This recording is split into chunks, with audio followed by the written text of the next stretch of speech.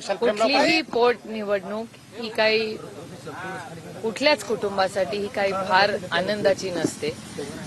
दादा गेल्यानंतरचं इलेक्शन आहे. म्हणजे मलाही आज मतदान करताना विश्वासच बसत नव्हता की आपण दादाला मतदान करत नाहीये. त्याच्यामुळे अर्थातच अनेक वर्ष कुठल्याही घरामध्ये त्या घरातला कुठलाही कर्ता पुरुष हा असा पद्धतीने गेला तर ते दुःख आणि याच्यातून बाहेर पडणं हे अशक्यच असतं. आणि त्यातून दादाला जाऊन अजून 3 महिने पण झालेले नाहीयेत आणि ही पोटनिवडणूक लागलेली आहे.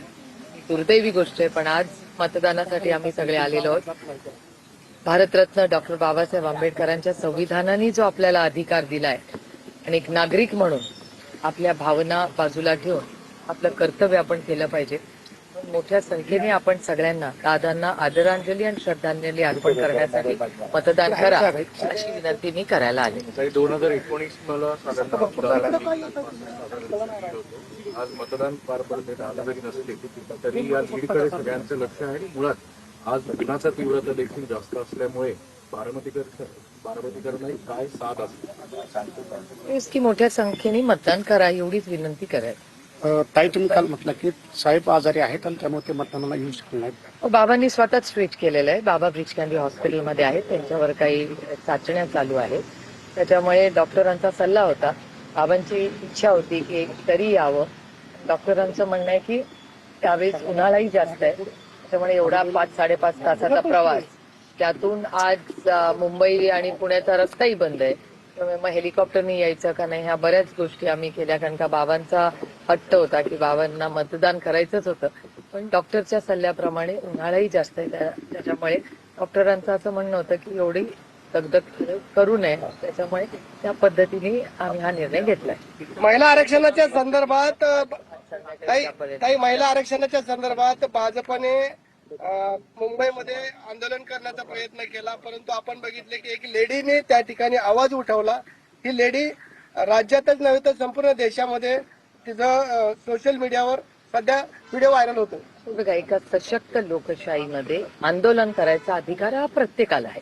जे तुम्हाला आहे, मला आहे, भारतीय प्रत्येकाला आहे. आणि आपण जो आंदोलन करतो त्याचा आवाज हा ऐकलाच पाहिजे.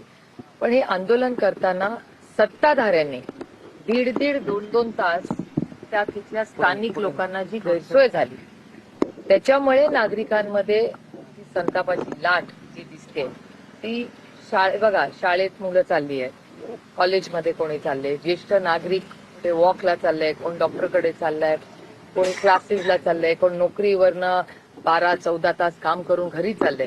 त्याला 1.5-2 तास ट्रॅफिकमध्ये, बस असेल, त्याची टॅक्सी असेल, त्या टॅक्सीचं भाडं दर सेकंदाला वाढतं, एवढी महागाई वाढली.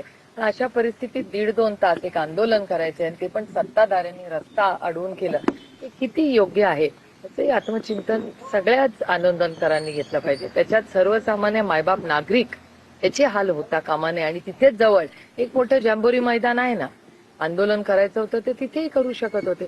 त्यामुळे आपण सगळ्यांनीच आंदोलन ही केलीच पाहिजे, हा प्रत्येकाचा अधिकार आहे. आम्ही विरोधी पक्ष जेव्हा आंदोलन करतो तेव्हा आम्हाला त्या मुंबईचा एक सर्टन एरिया दिला जातो, त्याच्या बाहेर आम्हाला पडू देत नाही. शिक्षक आंदोलन करतात, त्यांना त्या आझाद मैदानच्या बाहेर 1 इंच पण पाऊल ठेवता येत. म्हणजे आम्ही विरोधकांना एक न्याय आणि सत्ताधाऱ्यांना एक न्याय, हे दुर्दैव आहे. पण आंदोलन करायचा अधिकार प्रत्येकाचा आहे, पण नियम कायदे पाळून ज्याच्यात सामान्य नागरिक भरडला जाऊ नये त्याची खबरदारी आम्ही सगळ्यांनी घेतली पाहिजे. बंधुबाबांचे प्रकरण दिवसेंदिवस वाढतच चाललेले आहे राज्यामध्ये. बंधुबाबांचे प्रकरण दिवसेंदिवस वाढत चाललेले आहेत, वेगवेगळे रॅकेट्स समोर येत आहेत आणि सरकार शेतकऱ्यांचे प्रश्न बाजूला ठेवत आहे. अनेक प्रश्न असताना देखील त्याच्यामध्ये कालच योगायोगाने माझी दत्तामामा भरणेंची बारामतीत भेट झाली. सांगलीमध्ये असेल किंवा प्रचंड एकीकडे उष्णता आणि दुसरीकडे गारांचा पाऊस, अशा दोन्ही गोष्टी या राज्यात होत आहेत. आणि भरणे मामांची माझी सविस्तर चर्चा झाली. भरणे मामांनी मला शब्द दिला, मागच्या वेळीसही बारामती, दौंड आणि इंदापूरच्या भागामध्ये तेव्हा गारपीट किंवा जास्त पाऊस झाला होता, तेव्हा मामांनी स्वतः उतरून कलेक्टर आणि मामांनी मिळून जे पंचनामे केले होते आणि ते काम व्यवस्थित पूर्ण होऊन माझी मामांना आणि मायबाप सरकारला एवढीच विनंती आहे की तातडीने ते पैसे मिळावे. आतापर्यंत मामांची सहकार्याचीच भूमिका राहिली आहे. त्याच्यात सातत्य ठेवून आज सांगली साताराही भागात जे प्रचंड नुकसान झालंय तिथेही तातडीने न्याय मिळावा.